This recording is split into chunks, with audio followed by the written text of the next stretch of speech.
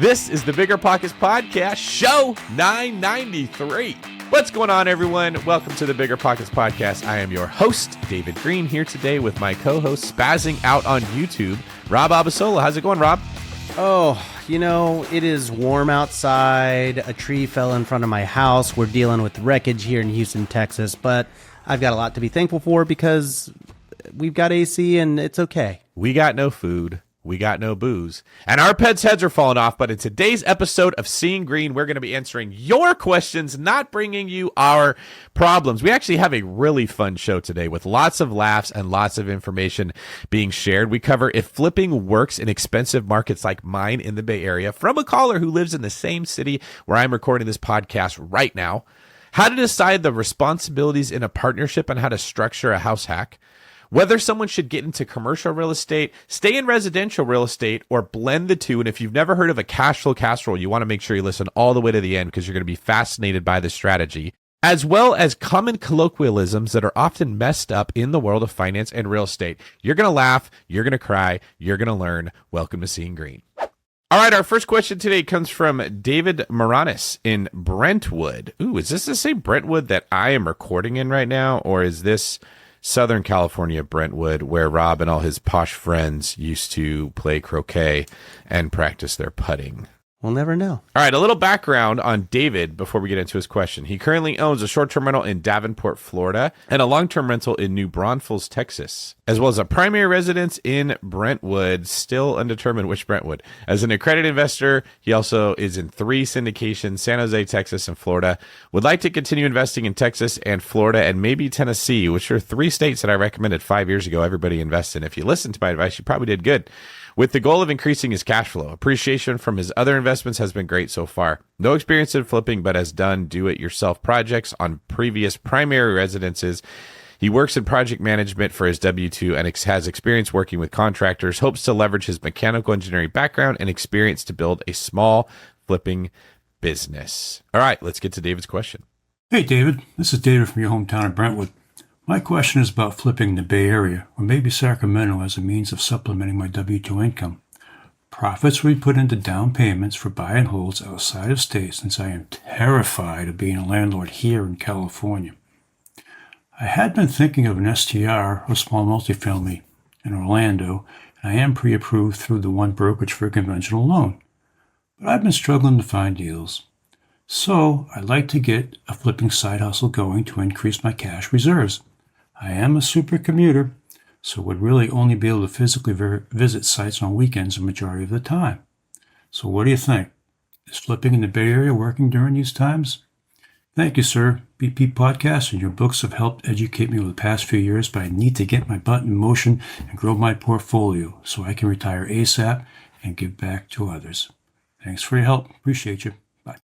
All right, David, you know how to get on Seeing Greene. Well done. You've answered the question. You are in my hometown of Brentwood. Crazy that you live here. You got my book in the background, which looks like it was strategically moved to show long-distance real estate investing in the center shot of the camera. You got some of Brandon's books there, I see. Look like they're kind of playing second fiddle to mine, which was also a great way to cater to my ego. Felt like looking at an audition for a role in a movie. That was so good. All right. What advice do we have for David here who wants to get out of the rat race and start giving back? Okay, so the question is Bay Area flipping working these days? I think that is always the question. You are the NorCal guy that specializes in hella real estate, as y'all say. I think this is the same question that's asked every year in San Francisco. Yes, everyone does ask this question. Is it possible to invest in Northern California real estate?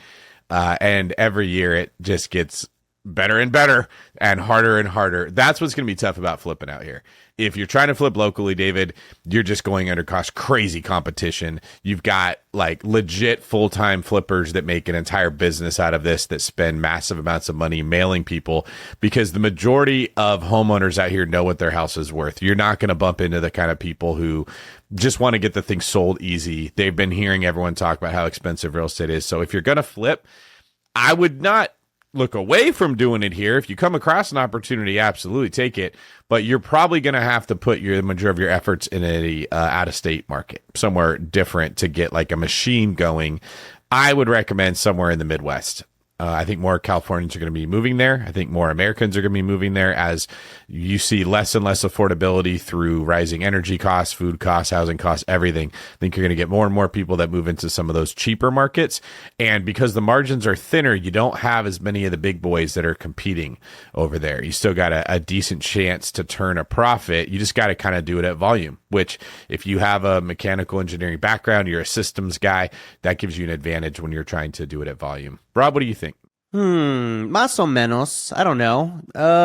Yes and no. I mean, I would say that the Midwest could still be competitive because there are a lot of people that don't have high budgets that, all they can afford is that entry-level flip where they make 10 to 25K. I think that the San Francisco area is also very competitive, but I also think it's also weeds out a lot of people that try to get into it. So ultimately, I think, I don't know. I mean, I don't have the data to support if one is more competitive than the other. I would ultimately say that it comes down to how deep is he buying, as our friend Henry Washington would say. How deep of a discount is he getting on that property? You said, David, yourself, that it's much harder to get kind of these deeply discounted houses out there. The only thing that gives me hesitation is that if you're flipping in the Bay Area, we're talking about a very expensive first project, first flip, first burr, whatever it is. So to kind of get started in the flipping world in the Bay Area feels a bit risky if you don't really have much of a foundation doing any flips at all. Many people have done it. Many people have done it successfully. For that reason, I think I would agree with maybe trying to start in a lower priced market, maybe some of the suburbs, maybe outside of sort of the prime area of the Bay Area or the Midwest. But I mean, I just kind of think it's like, how good of a deal did he get on the property? If he got a really good deal, then yes, a flip is going to work. My hesitation is it's expensive, thus very risky for a first-time flip. I like the idea for you, David, of finding a wholesaler or two, maybe three, that is kind of newer in the business and doesn't have a huge buyer list built out, that is going to feed everything to you first. You're going to have to get out there and quote unquote network to find that person or the couple of them. But if you get someone who's trying to break into the wholesaling model and they actually get a seller on the line who's got something to sell and they'll come to you with it first and you can give an offer that they'll take where they make some money and you feel pretty good about it and you're not competing with 9 other people and having to increase your bid to get this property that you don't even know if you can flip or not. And they just feed you a steady stream of these projects and you can have 2, 3, maybe 4 going on at a time. You've got a decent chunk of capital that you can use to fund these, especially if you don't have to use hard money right away. I kind of like the idea of you cutting your chops there, figuring it out and putting a system together. And hey, if you come across something in Northern California to flip, we've got some great bridge products that we can use so you can put little money into the deal to be able to flip it. But don't make it your bread and butter in a competitive market where you could lose everything on one deal and put yourself back. Diversify that. Try to get some base hits to mix in with those home runs. That's how I feel too. I think it's just kind of one of those where I'm like, well, he didn't tell us how much capital he had. Mm-hmm. So my answer is going to depend on, I mean, he's a mechanical engineer, so he's probably a 6-figure earner doing pretty well. It's my guess. It's an assumption, of course. But ultimately, I think if he's got a lot of capital, it's one of those things where he can enter it and have some room for error. Maybe he can go over budget, maybe make a little less. If he's coming in with like 50 grand, then he should not be touching the Bay Area, right? So I think my point of view is going to really depend on, like, if you have a little bit of capital, don't even touch it. I would not go the bridge loan route or the credit card route of just trying to get something done for your first deal. As much as I love the take action spirit, I would say go into some of these lower price markets and try that, especially because he said he has no flipping experience, but he's done several DIY projects, which is sort of like congruent to what he's doing, but it's still not flipping a house. But if he's got a lot of capital, then I would say maybe find someone in the Bay Area market, find a mentor, go to a meetup, partner with someone who's doing it. Say, hey, for this first one, what if I pitch in half the money and I shadow you? And that way he can actually transition into this not so willy-nilly. He just said he can't go every day. He's a very long commuter. He can only go on weekends. So maybe what he offers this experienced flipper is, hey, I've got capital. I'll put capital into this. I can show up on weekends to walk the property and make sure that the progress is coming along. And there could be like a partnership that he strikes up. I think I'd feel more comfortable with him trying to do that versus trying to just jump right into a potentially 6-figure or multi-6-figure flip in the Bay Area. Yeah, Same thing I was thinking. Like if you can start off a little bit more consistently and smaller, diversify your risk and mix in some of the bigger ones when you get some confidence going, I think that's a good strategy. Yeah. I feel better about that. All right. Thank you, David. Great question. Let us know how it goes. We want to hear from you again. All right. Coming up, we have a question about deleveraging risk while also growing a portfolio. And we have a live guest coming up that wants to see if staying the course in residential real estate or going bigger in commercial is the right call. So stick around. What would you do if you could buy new construction homes up to $20,000 below market value? That's right, $20,000 in instant equity. Yeah, you heard me right. $20,000 in instant equity. What if you could use that same $20,000 towards your down payment or use it to buy down your mortgage rate? Talk about being spoiled with choices. Right now, Rent to Retirement is offering investors their choice of incentives when they invest in a new turnkey property. Your options? Up to $20,000 below retail pricing on new construction homes, aka instant equity. Or you can choose a 5% down payment credit, which means less money out of your pocket. Tired of high rates? Well, you can use that $20,000 to lower your interest rate to as low as 3.99% and even score free property management for a year. Rent to Retirement's final option? Get ready for this. No money down investor loans. So take your choice of instant equity, no or low money down, or a rate as low as 3.99%. To learn more, visit renttoretirement.com or text REI to 33777. That's REI 33777 to take full advantage of these limited time incentives. All right, welcome back. We have a few more questions before our residential commercial eval. The next question comes from Brian Sparger. Ooh, funny side note about Brian. He wants his username to be pretentious platypus on BiggerPockets if the admins will allow it. We'll make the call. We'll see what we can do for you, Brian. All right, Brian says, I am 44 and stuck between the idea of de-risking by paying things off and trying to grow my portfolio with the market where it's at. I'm also struggling with how best to grow if I go that route. I only do long-term rentals. I have a portfolio that combined stands at about 29% loan to value. All of my notes are 30-year fixed rates.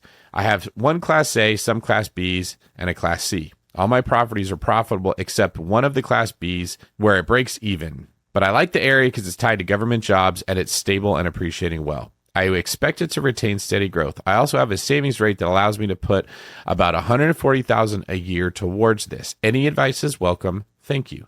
All right, Rob. So Brian here has $140,000 a year that he's able to save. He's got a portfolio of long-term rentals, and he doesn't know if he should go big and scale or if he should pay off some of his existing properties to get them to cash flow. What do you think? I mean, if I'm reading this correctly, he says that his current portfolio as it stands is a 29.2% LTV, meaning he's paid off 70% of the total mortgages of his portfolio. That's pretty good. I mean, as much as I'd love the idea of paying off properties, I would say given his age, he's 44, he's kind of right in the mid stretch of this real estate thing. He's got a lot of time to still build a portfolio, pay things off. I think that will come pretty quickly at this point.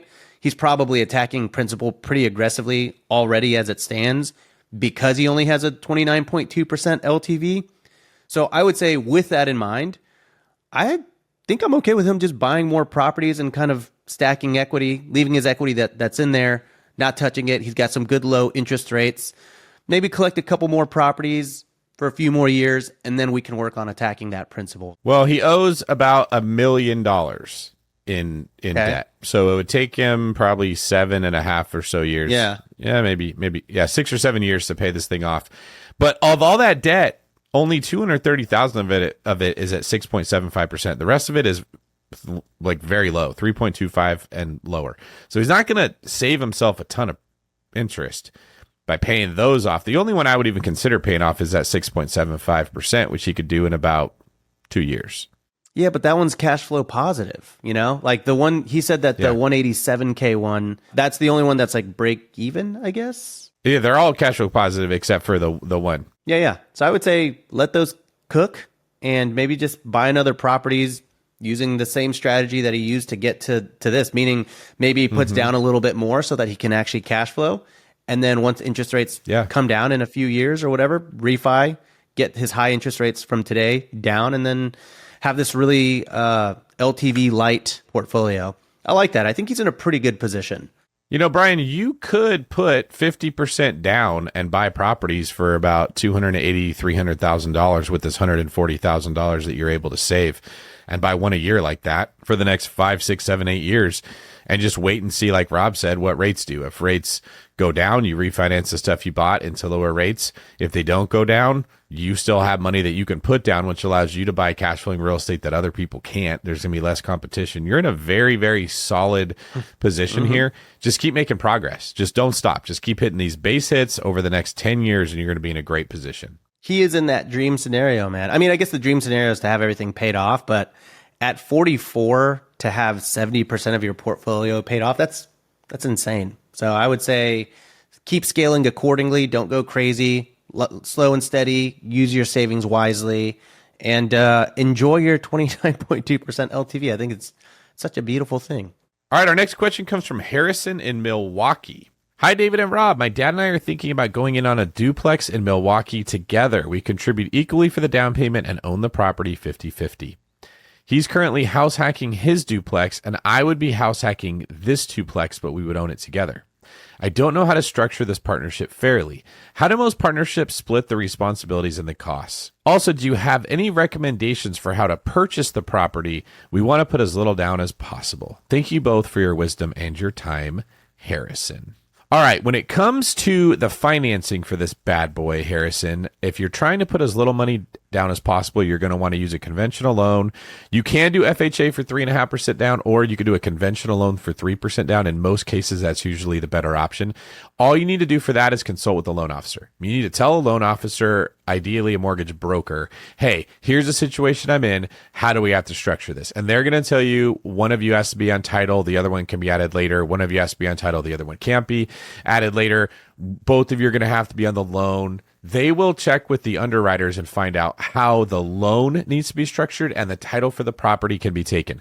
As far as the plan for owning the duplex, which I think was probably the gist of your question, Rob, do you have any ideas on how they can structure a partnership where they both own a property, but one of them is living in it? Yeah, this one is pretty nuanced. I think if they're going to own it 50-50, then the cleanest way would be for Harrison to kind of pay the entity of Harrison and his Harrison and his dad's entity. We'll call it Sun & Co. LLC. Pay Sun & Co. LLC rent to get to live in the property. That feels like it would be the cleanest. So we like the idea of buying an investment property that's not a primary residence and owning an entity and then paying rent to the entity. That'd be the cleanest way, what you just said, Rob. I think they might run into a problem if they have to get a primary residence loan. You can no longer purchase it in the name of an entity to be a primary residence. So True. In order to try to maintain the spirit of what you're saying and also holding legal compliance, what I'm thinking, and I've never had to answer this before, is that rather than owning it in an entity, they own it in the name of whoever has to buy it based on what the loan officer tells them the rules are. But they open a bank account. They each contribute an equal amount to that bank account, say $10,000 each. So they start with $20,000 in that account. Okay. Then the mortgage comes out of that account as well as all the expenses for the property, and the rent goes into that account that Harrison's going to pay and that the tenant of the other unit is going to pay. So they're each going to pay market rent to this account. Correct. Got it. Now, Harrison's contribution to the account, half of that will be his. So if the property cash flows positively, Harrison will still be getting half of that positive cash flow out of the account, but he will be paying money into it as a tenant. So he's sort of, in a way, that account functions like the entity that you were saying. Yep. And Harrison is paying money into it as a tenant the way that you were saying. Does that make sense? It does. Yeah. So basically it's more of a personal bank account versus like a business bank account. And they're putting all their expenses in it and then taking profits 50-50. And basically Harrison is just a tenant sort of this house. That's it. He's a tenant in that sense, even though he's on title as owning it. He pays his rent into this shared account they have, of which Harrison owns half of it. The other tenant's full rent goes into that same account. When there's expenses for the property, they come out of that account. If the property sells, they split the money that's in the account. They also split the equity that comes their way from escrow after it closes. So Harrison becomes part tenant and Yeah. part owner. Well, it's scary because we've never had to work this out, right? Yeah, because he is living in it as his primary. Yeah. He's living in it as a primary as a tenant. So I don't talk to your loan officer. How about that? Another way could be Harrison buys it completely himself, gets some type of I want to say gets a gift letter from his dad, but now I don't know if he can do that if his dad's also going to own part of the property. So you could say we're like, I'm going to give away 50% of the equity in the property to the person who gave me 50% of the down payment, but then I myself will be responsible for all of the repairs and I will be responsible for all of the expenses. That's another way that this could be structured, where Harrison buys it and he's on title, but he gives his dad half of the equity in exchange for half of the down payment. All that has to be disclosed to the lender to make sure that they set that up legally. And then when they sell the property, dad gets half of the profit, but Harrison was responsible for all of the expenses during the time that he lived in it. Yeah, I guess. I think the only weird part is when they go to sell it, Harrison wouldn't have to pay capital gains because he lived in it for 2 out of the 5 years. Right. But then his dad would have to pay capital gains because he didn't live in it. Most likely, yes. So it's kind of this really weird trying to make an investment property work as a residential setup and vice versa and have your cake and eat it too. So I would just say be careful, talk to your loan officer, see what they say. There's absolutely a way to do it. I think, David, the way you said it is what feels the most correct, but everyone's got their own set of lending guidelines. So make sure you connect with the lender that understands real estate, investing, house hacking, and can guide you more accurately. All right. Getting into the next section, this is where Rob and I like to review YouTube comments from previous shows. Sometimes we get into BiggerPockets forum questions or even reviews from Spotify or Apple Podcasts. Today's YouTube comments come out of episode 985, where we had lots of great comments from some Rhode Islanders chiming in and people sharing their situations. You want to take the first one, Rob? Sure. Okay, so SLE says, what I like about you guys and your show is that every time I watch it, I feel smarter and wiser. Thanks for making me better. I have not started my real estate as an investor, but praying that 2025 will be the year, just lining up all my ducks in the middle of the road while traffic is moving as the ducks get ready to jump in the water full of crocodiles in Florida. Laughy cry face emoji. Hold on. Is it ducks in a road? It's not that, right? Ducks in a row. Okay, good. I was like, uh-oh. I've been saying it wrong my whole life. And then he created a whole analogy out of it. So maybe we just rebrand it to Ducks in a Road. I do find it hilarious that there are things people can go their whole life thinking are what people say. And then you're like 34 years old before you find out that isn't what people actually meant. Didn't you have a really funny one of these when we talked about this in Cabo, Rob? I think so. So brass tacks is not TAX. It's not like a tax on brass. It's like TACKS. Getting down to brass tacks. That's one of them. What, is that obvious to you? How old were you when you realized that it wasn't a tax on your brass? This morning. I was like looking at my receipt. I'm like, what is this brass tax? Why do I always have to pay this? That's good. That's really good. I remember there was an age where I learned that it wasn't French benefits. It was fringe benefits. Okay, that's a good one. I don't know how it was always pronounced like French benefits. It's for all intents and purposes, not all intensive purposes. That's a pretty good one. Good. Come on, That's I'm not very alone here. I am not alone. Hey, it's, for all intensive purposes, that purpose is very intense. Yep, it makes intense sex. All right, Esley, thank you very much for sharing this. We appreciate you. All right, coming up, we have a live guest who's going to be joining us with a question about staying the course in small multifamily for $1 million purchase price or going bigger in commercial real estate and what the best route to take is. So stay tuned as we get into the real estate weeds on this one. Mark, welcome to the BiggerPockets podcast. Mark here was on episode 747, where he was on Seeing Greene and asked some questions about residential versus commercial real estate. Mark, I understand you've had a few changes in your situation and you want to get some updated advice. So first off, welcome to the show. Second, tell us what we can do to help. What's been changed? Thanks for having me. So what's changed over the last about year and a half? So originally I asked the question, we only had about 100,000 in cash. Since then we've bumped up to about 300,000. Just being able to save low cost of living with the house hack and also a little bit of an inheritance. And our equity has grown in our first two properties We're sitting at about 500,000 in equity right now between two duplexes as well. So looking to see, our plan was to use the cash that we've accumulated to purchase a 4-unit property, which would be about $1 million in my area.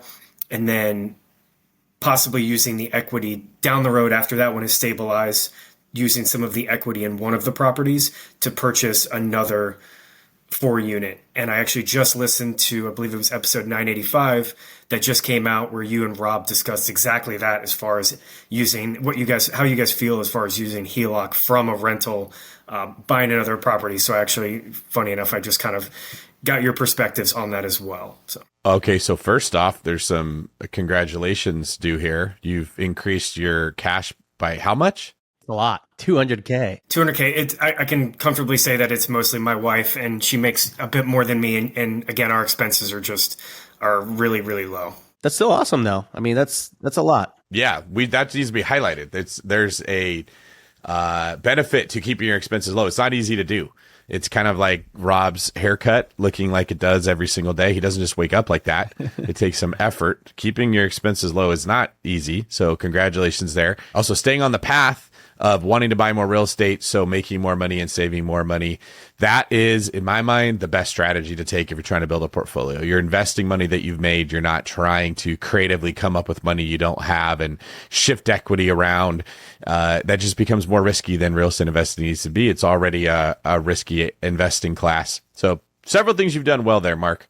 Congratulations. You have the goal, I'm assuming here, of scaling. That's what we're talking about today, right? Correct. I think I'd like to keep it within the self-managing kind of realm. I don't really see myself as like a Brian Burke or one of these guys for, thousands of units, just kind of keeping it within house. So scaling, but nothing too crazy. I don't feel that I need to go to a meetup and say I have, hundreds of doors or anything like that. Sure. I have a question. What does scaling mean to you? Like, obviously, maybe that does mean more doors, but when you think of scaling for your ideal scenario, is scaling meaning increasing your cash flow or increasing the size of your portfolio, equity? What is it that you're actually trying to attack right now? So I think scaling to me, because finding a hard number, I know a lot of these people, they know their expenses. They know exactly how much you're spending per year. Our situation will change over the next couple of years with kids. We're going to finally stop house hacking after 5 years. So I know that'll be a fluid number. Scaling to me means the properties are self-sufficient so that they are able to basically, I don't need to take any of my money and put it into it. I have enough, let's say I have enough properties that, if 4 of them are doing well and one has, large CapEx expense that year, I can just kind of move money around. It pays for itself. That's one part of scaling. The other part of scaling to me is I'm going to be retiring at 55 from a government job, and keeping me busy enough to stay busy while I'll be quote unquote retired. I won't be working a government job anymore, but then I'll still be involved in the day to day. I could step away for a week or two to travel. But it does keep me somewhat busy, kind of either managing the managers or just doing things here or there. I know that's not a specific answer, but just kind of keeping me busy enough to keep me stimulated, but not so busy that I'm drowning in it. And it's, I've just bought myself another job where I'm working 40, 50 hours a week on my portfolio. That's what scaling means to me. Got it. So if I'm hearing it correctly, you're looking to balance out your portfolio architecture, meaning you want a little bit of diversity in income so that whenever, when one property is not doing so hot, another property is picking up the slack, and you always have that flexibility. That's one. Two is you are willing to invest in something that might take a little bit more work, and that would be worth the extra cash flow for you, but you don't want so much work that it feels like you left retirement to go work another crazy job. Correct. And the other thing too is that I don't need the money. Obviously, like we talked about my expenses, I don't need the money. So if, I do buy a property and it's not cash flowing day one, year 2, that's totally fine. That's what we bought. We purchased a 3-unit about 4 months ago now, that I'm currently sitting in it as a house hack. And it's probably not going to cash flow, even depending on when we move out. It might not cash flow for that first year, but it eventually will, because it's in a Class A area, which is totally fine with us. And we're fine with putting in a little bit of sweat equity, because we know we're playing the long game. We know after 5, 10, 15 years, which we plan on holding, that everything rents will appreciate, the area will appreciate. Nice. And so the question for today is, with all these things in mind, what can you do? What are some ideas of like how you could utilize 300K to increase cash flow, increase maybe some equity, and like what's that next move with that amount of money? Correct. And also, I know last time when David answered the question, the main question was stay in residential or go commercial. And it's kind of a revisiting that question. You know, I'm right on the cusp with our down payment and our cash size. It would be right around the 4-unit. However, it seems like when you buy more units, like a bigger building, you kind of get, usually get a better price per door. You could buy around here a duplex for anywhere from 600 to 800,000, or you could buy a 4-unit for around $1 million. So obviously that's less per door. Would it make sense for us to just wait a little bit and then scale up? Because about 5 units are going for about anywhere from 1.2 to 1.5, depending on the exact location. Should we just wait and kind of scale up a little bit more to a 5-unit, again, bridging the gap between residential commercial, or kind of stay right in that sweet spot of the 4-unit? Yeah. Okay. So David, I'm going to turn this over to you really fast because I know you've owned commercial property in the past. I don't know if you still do. What do you think? What is that appropriate moment for an investor from your experience of maybe parlaying or foraying, if you will, into the commercial space? It's a different way to manage it, and the financing is very different. You rarely ever find investors that do both commercial and residential. Super rare. And it's like 2 different sports. So I want to ask you, Mark, what are the elements of real estate investing that you don't like and you want to avoid? Some things I don't like that I don't do now, really. I don't like dealing with leasing up properties, units. I don't really enjoy finding deals. It's so hard to find deals in my area that I just Jonathan Greene is one of the guys in my area, and he has his thoughts on wholesalers, which I 100% agree. There's not really deals out there for wholesalers. It's a lot of who you know and on market stuff. Those are, I guess, the things that I don't really enjoy doing. I do like doing some of the day-to-day in bits and pieces, like working on properties. I don't mind kind of self-managing, but I would say really the only thing I think I just do not like are just leasing up. And I think that's pretty much about it. All right. So you don't like looking for the deals, which I'm assuming means you don't like spinning your wheels and not making any traction. There's not a lot of deals out there to look at, so you don't like wasting time. You don't like leasing up, meaning finding a tenant for the property. Is that right? Correct. I've hired that out to my mentor and my realtor as well. Okay. So what are the elements you do like? So I guess as weird as it sounds, I actually don't mind dealing with tenants. I know most people don't, and I can understand why. I like kind of being somewhat in the minutia a little bit. I like kind of dealing with I don't mind doing the bookkeeping. At some point I would like to hire that off, but for now I don't mind it.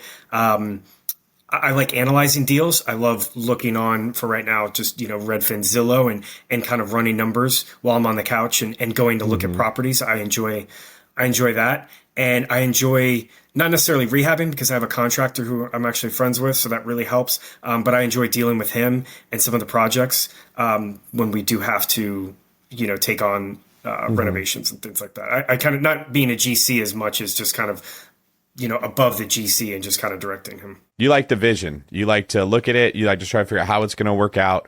And you like to manage it once it's been purchased, but you don't like anything that doesn't make progress. I can tell that's a big theme in this talk today is I want to feel like I am moving forward. What can I do?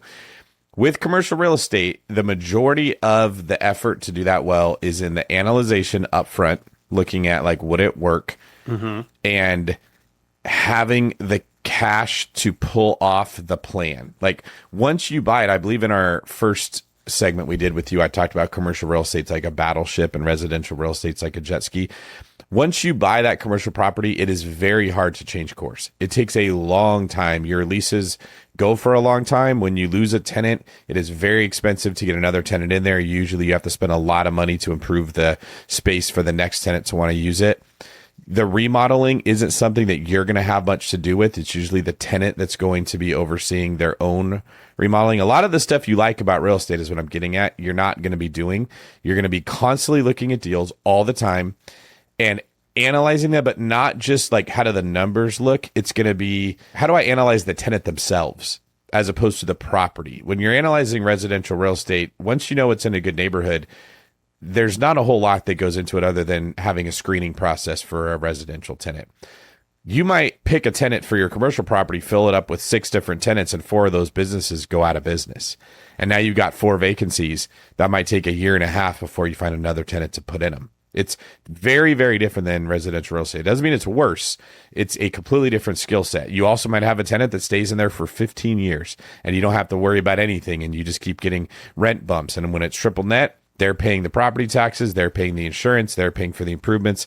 It's wonderful. But it's definitely, in my experience, more high risk and more high reward. It's very different than residential real estate, which you could just kind of scale bit by bit. You're looking to make progress in whatever it is you're doing.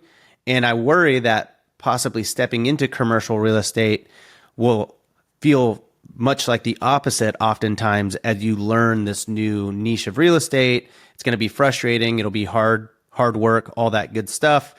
And it may be a while before you see that quote unquote progress and that vision come to fruition. So for that reason, I think I would probably push you a little bit towards like staying in what you know, which is on the residential side. Would it make sense to start looking at, instead of staying at the 4-unit multifamily, look at like the 5 to 5, 6, 7 multifamily properties as well? More so than the triple net, it would make sense. What I like about it is you have something to chew on. You're going to have like 8, 9, 10 units of different tenants. They're going to be leaving. You're going to have to conduct turns, make sure that everything gets done. It seems like you enjoy that part. And that is what it takes to be successful as like a mom and pop operator, is you got to pay attention to the details. I think it's one of the reasons Rob does really, really good with his business, is he's in those details all the time. Where it's going to be tough for you is the uncertainty that comes with the financing. A lot of people bought good assets that were cash flowing well, that when interest rates went up and their note came due, all of a sudden, this cash flowing asset at the new interest rate does not cash flow, and you have no choice. You have to either refinance it or sell it. And if you're going to try to sell it, the next person buying it is paying way less for it because they're buying it at that new rate. And now you're the distressed seller that we're always targeting, and you did nothing wrong to end up in that position. Just you didn't have a chair in front of you when the music stopped. That's what makes me nervous about somebody in your position, Mark, who's trying to grow bigger. Those assets are really designed for someone that's already grown big, that can put 50% down on that thing or 40% down. So if interest rates move in an unfavorable way, they refinance and have less cash flow, but it's not that they can't refinance. You're still at the point where you're trying to turn a chunk of change into a much bigger chunk of change. So the advice that I would be giving you is probably along the lines of go into cheaper properties and see what you can do with the BRRRR method.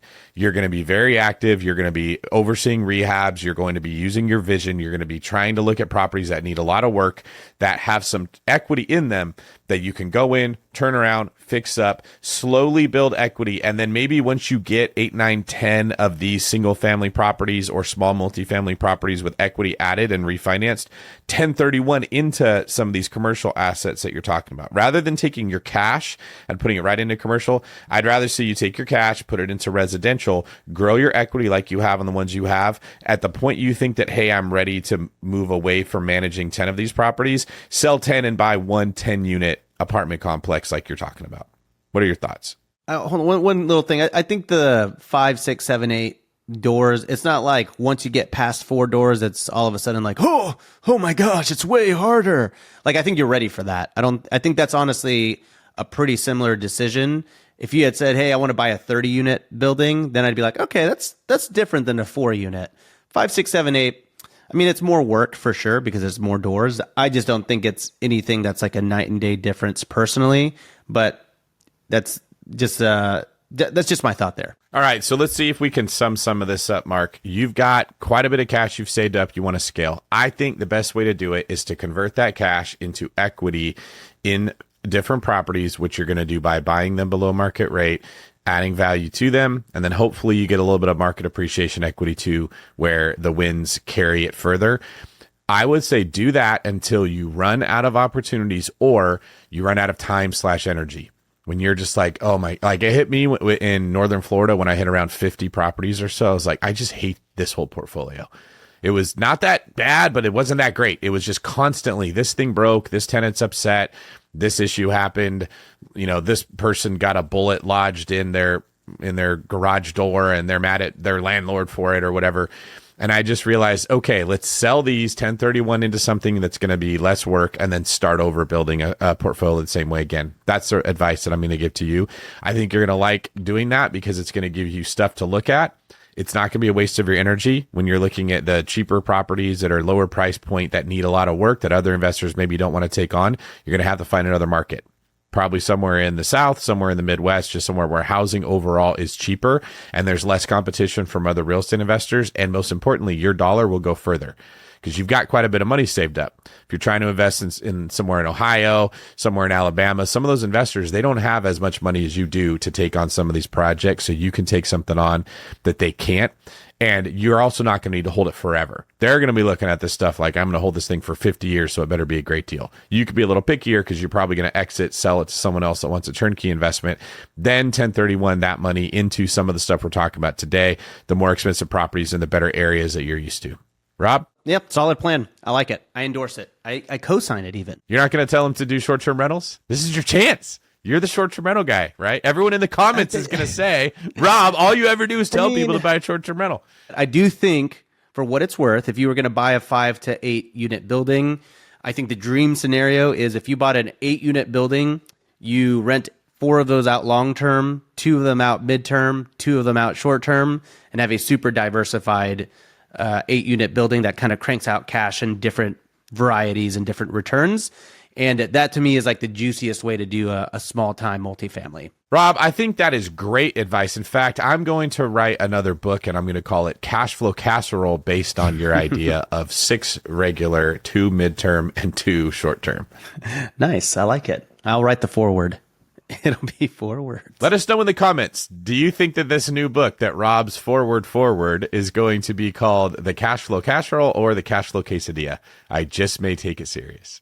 All right, folks, that's our show for today. We've covered quite a few topics, which is awesome, including does flipping in the Bay Area still work with all the high competition? How to decide if the responsibilities of a partnership are being split up fairly?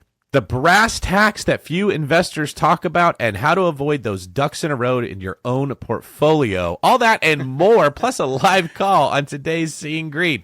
Did you love it? Did you find Rob to be hilarious? Did you find me to be tolerable? Let us know in the comments on YouTube your favorite part of today's show, as well as what you would like us to cover. Rob, anything you want to say before we get out of here? Listen, for all intensive purposes, I just wanted to say this was a really fun episode. We got into some good philosophy, and hey, maybe I'm changing the way I think. I always do every single time I share the mic with you, man. So appreciate you having me on. Awesome. I'll let you get out of here. This is David Greene for Rob, putting the brass in brass tacks Abasolo, signing off.